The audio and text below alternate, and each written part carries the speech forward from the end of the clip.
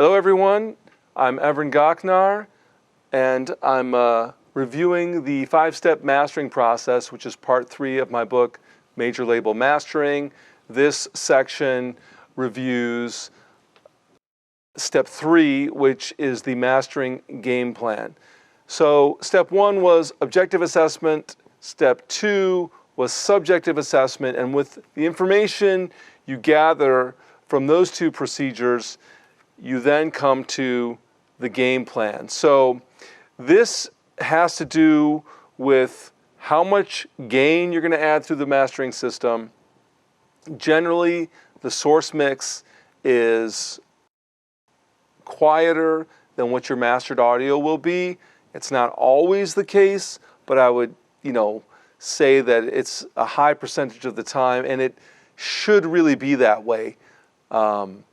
Sometimes in this era, there are a lot of mixers who mix with peak limiters or other devices so that their mixes are very hot. But in an ideal scenario, that wouldn't be the case, or it would be at least managed. So the first thing that you do when you're thinking about the mastering game plan is the gain structure. It's very important in mastering. So the way I describe a mastering system in my book is it's a 3-zone system.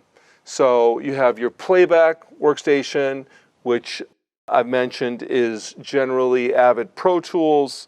It's generally on a Mac computer.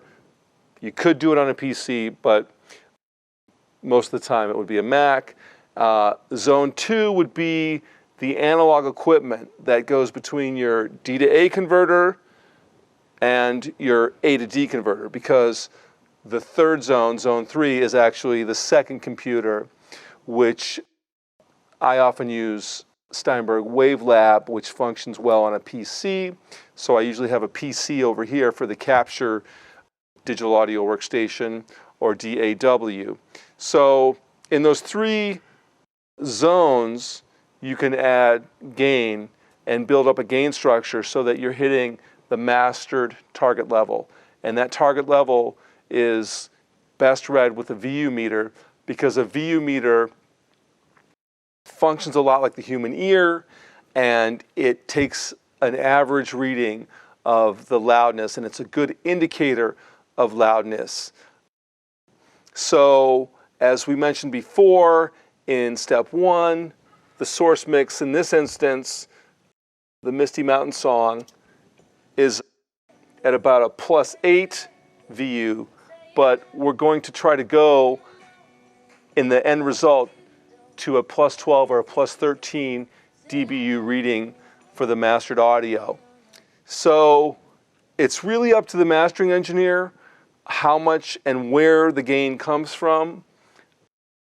Generally, it's possible to have it come from the output of compressors, such as here or here.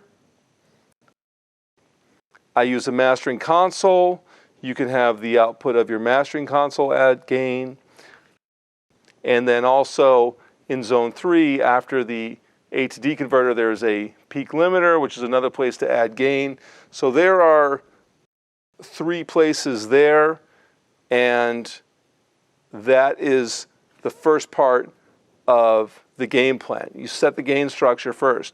And the main reason you do gain first is because as you turn up the source audio, you'll notice that certain frequencies become more apparent. For instance, mid-range frequencies. So you don't want to go to your equalizer first, turn up mid-range frequencies as an example, and then increase gain, and suddenly you have too much mid-range in the sound.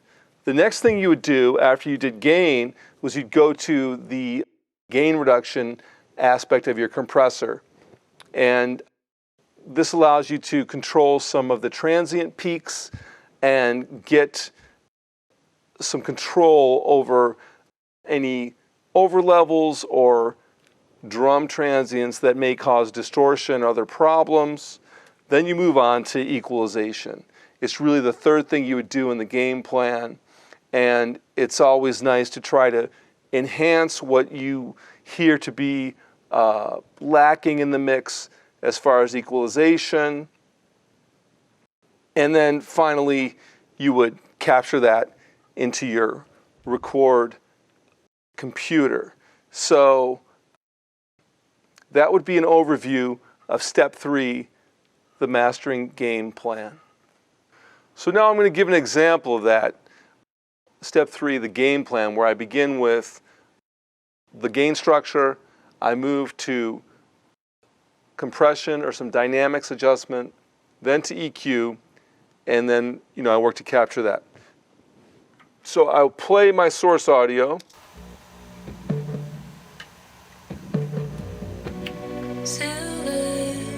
Dancing with the trees. Keeping an eye on my VU meters, I begin to make some level adjustments. White noise, swaying with the leaves, running through the stream, burning with the stars, like we're living in a dream. Now show me. And I'll check it at the loud section. We're coming into a chorus.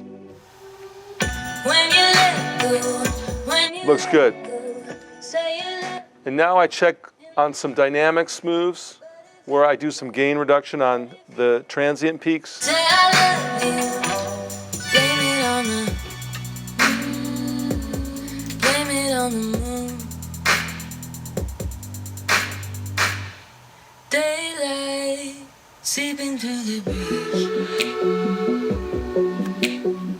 I see and hear the action I want from that.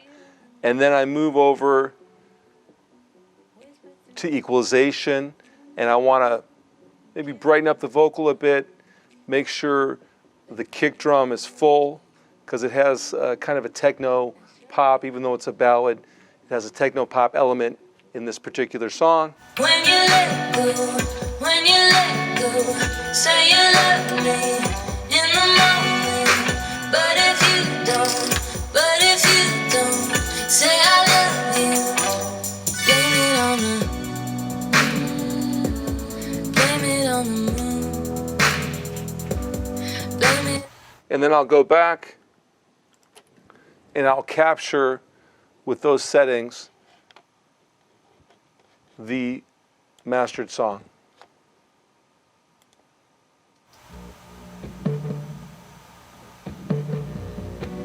Silver, dancing with the trees.